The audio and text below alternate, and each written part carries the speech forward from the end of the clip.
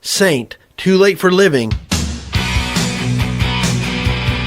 By the time Too Late for Living dropped, I was already a full-on Saint fan. I loved, and I love to this day, Saint's Judas Priestish 1000% pure metal vibe, and just so many other things about their music and their message.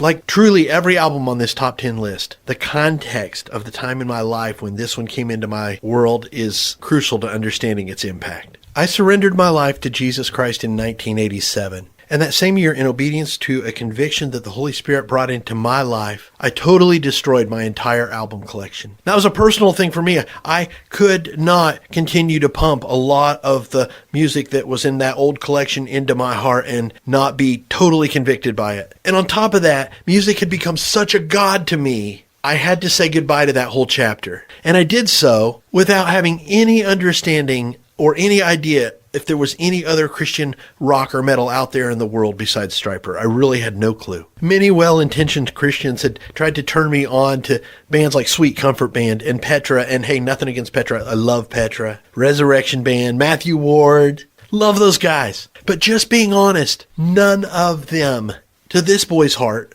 were equal to the hard rock and metal of the early 1980s that I had walked away from. In terms of just heaviness and metal edge. But Saint was different, and again, I'll say more about that when we get to album number 2. Saint was just authentically metal, the real deal, and they rocked my world. And on Too Late for Living, with Richard Lynch on bass, Josh Kramer on vocals, newcomer guitar maestro Dee Harrington shredding it up on guitar,